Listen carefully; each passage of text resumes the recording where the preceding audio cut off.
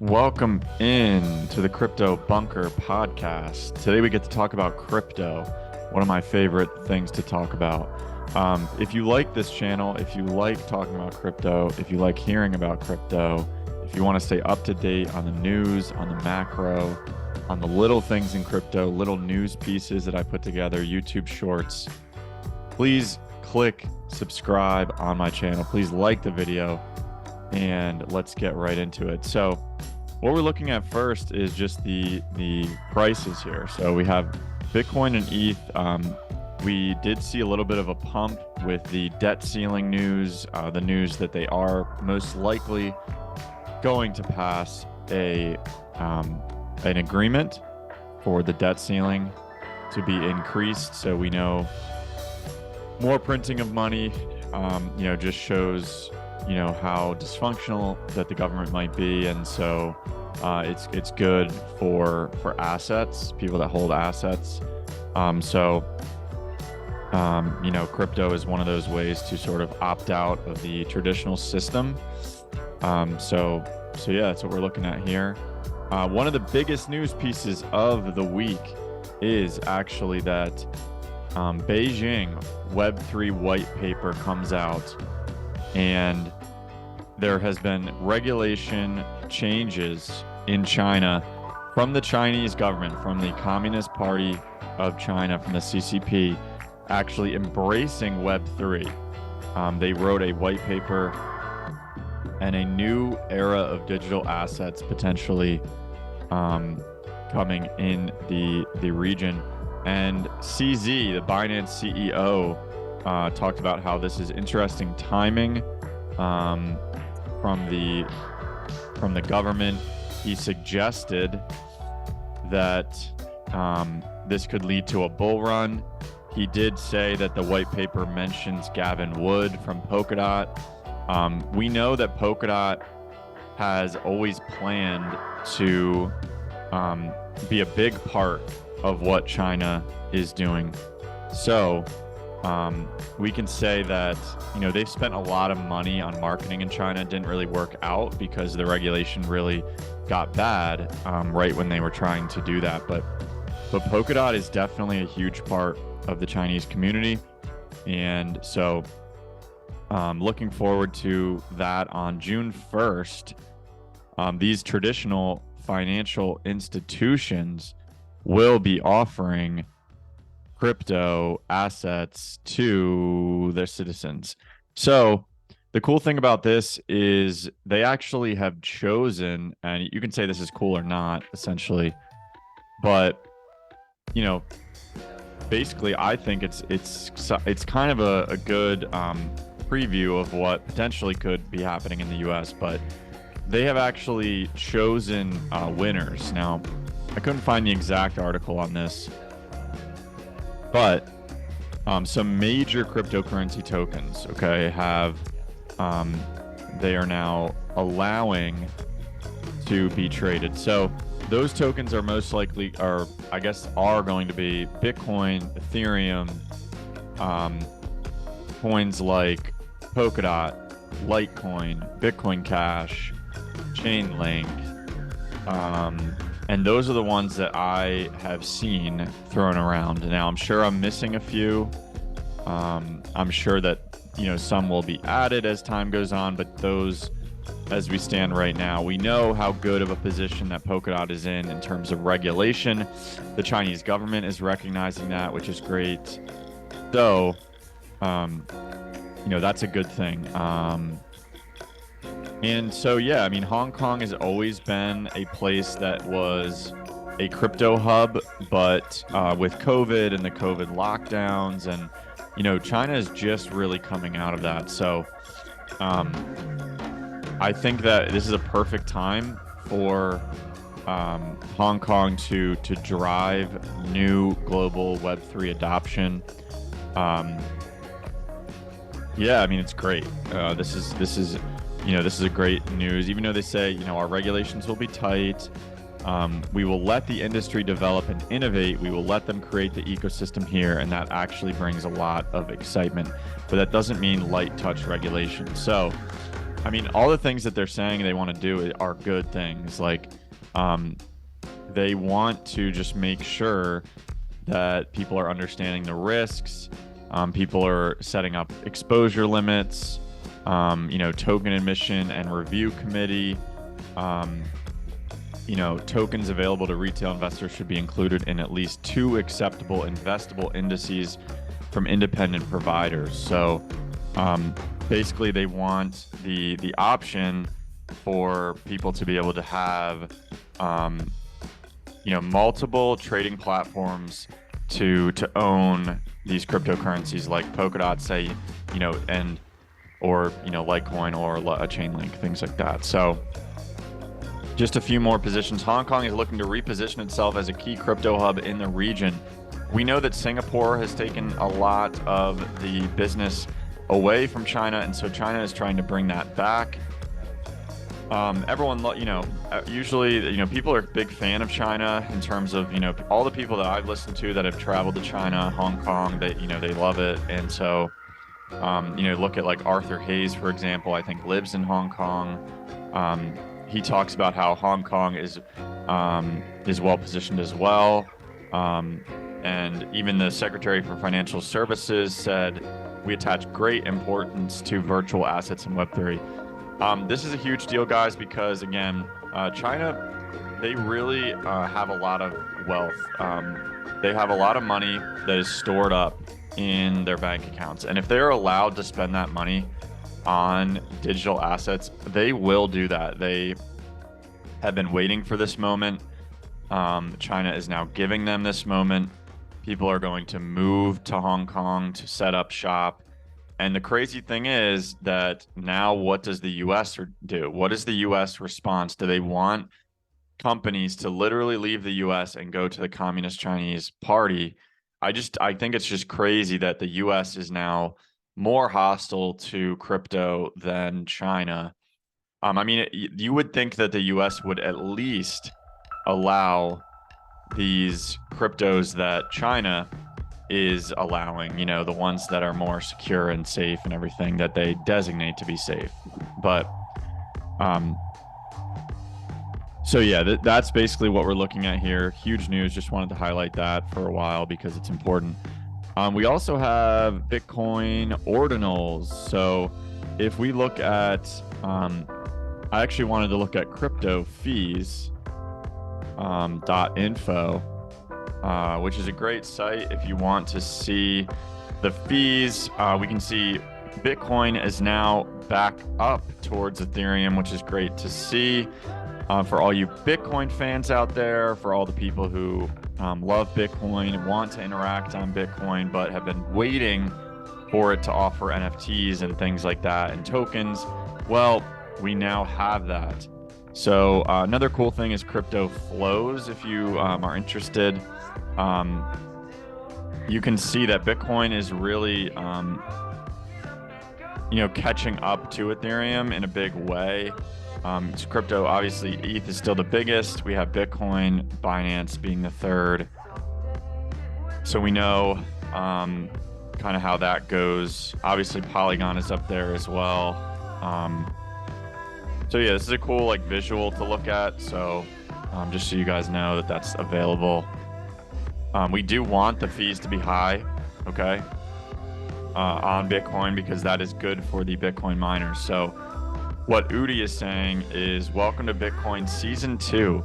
Bye-bye podcasters, hello builders and creators. Bad news, Bitcoin has stagnated for 6 years and has a lot of catching up to do. Good news, in 4 months of Ordinals madness, we already covered a lot of ground. What will Season 2 look like? Sustained demand for block space, high fees, happy miners? Everyone's a Bitcoiner in Season 1. Almost no one could be... in Season 1. No one could be a Bitcoiner in Season 1. If you had any sort of individual ambition, hobbies, passions outside of watching Michael Saylor interviews, you held more than one type of digital asset, you were not invited. In Season 2, there's no more gatekeeping. Everyone's a Bitcoiner. Orange, you glad?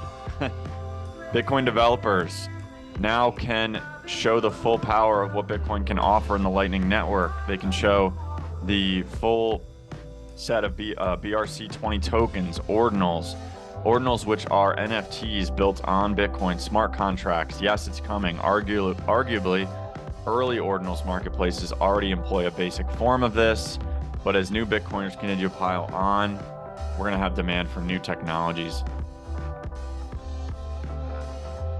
Guys, this is great, okay? Again, people love Bitcoin, okay? People have been waiting. A lot of people have moved to ETH because Bitcoin didn't offer these things. They are now moving back to Bitcoin. And this is just great news for Bitcoin. So if you like Bitcoin, you just know that you are now entering a new era of Bitcoin, which is better for the security of the long-term security of the network. So what I wanted to show next is the Ethereum supply. Since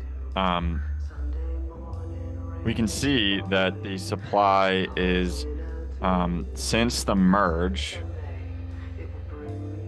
is down here, 0.31 negative to the yearly, 265,000 ETH, and 707. So you can see the burn is larger than the issuance, right? And the thing is that the issuance is going to stakers. It's going to people who want to be with the network long term.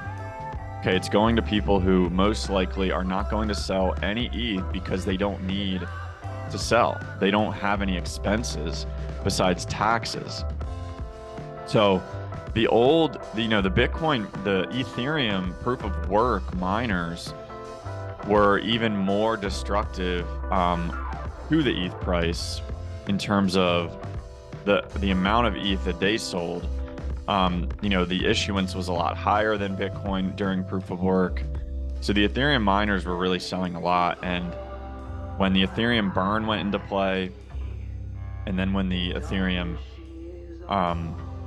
merge went into play, it really changed Ethereum for the long term. And Ethereum is, imagine in a bull market what Ethereum is going to do, okay? It's going to be crazy.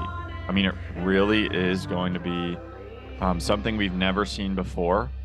And people who are looking to, own these other tokens and be, if you're a beginner in this space, if you haven't been through a cycle, I would just, offer some advice. None of this is financial advice, obviously, but just focus on the big two, man. Just focus on Bitcoin and Ethereum and you'll be fine. If you want to 10x your investment, okay, so you want 1,000% gain, 10 times your money, I believe Ethereum and Bitcoin will offer that this cycle, specifically Ethereum, okay?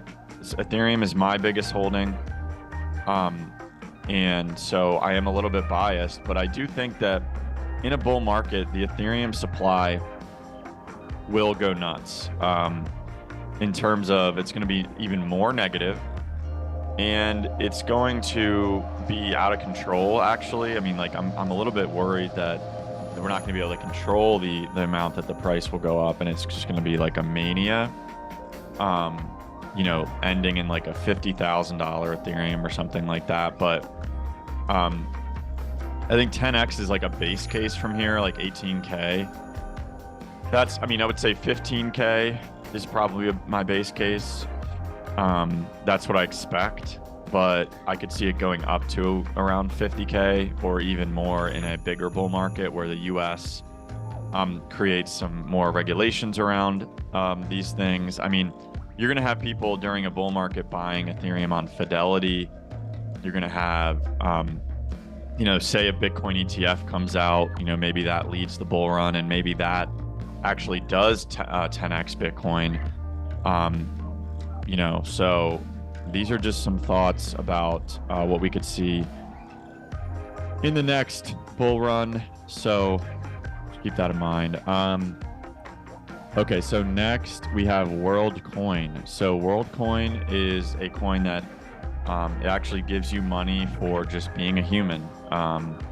So it's a decentralized network that has you scan your iris and give your biometric data to this decentralized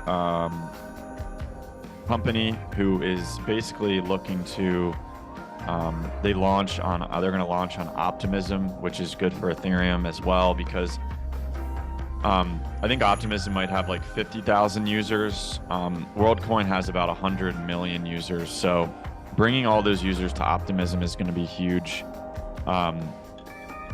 And it's basically a digital identity network. So it really is looking to kind of start this like universal basic income idea. This is actually created by the creator of ChatGPT, Sam Altman. This is his project that he wanted to build because of AI. He believes in it because he believes AI will take away a lot of jobs.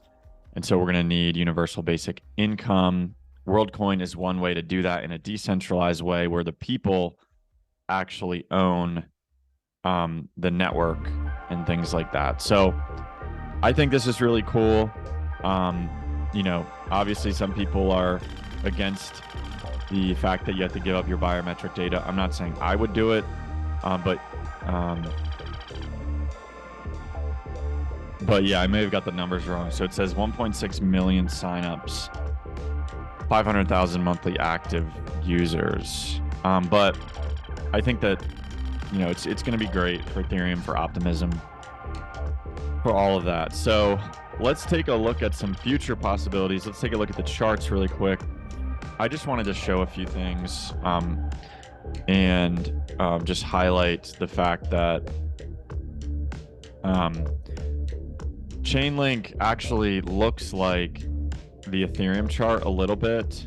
The fact that I actually think that it's interesting how, oh, this is Polkadot, I'm sorry. They both kind of look the same, but I'll say like this is in the Ethereum cycle in 2017, we had this like this sort of double top, and then we had an even higher top. That's kind of what we saw for a lot of these coins.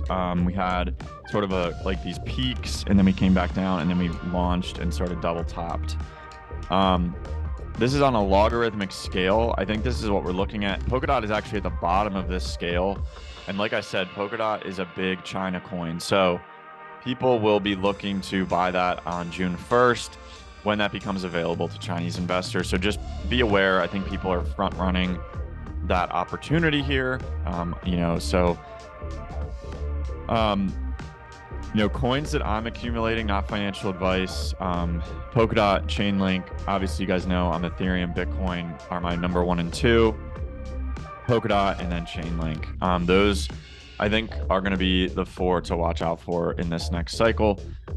We will see what happens. Targets of about 150 to, you know, around 140 for Polkadot.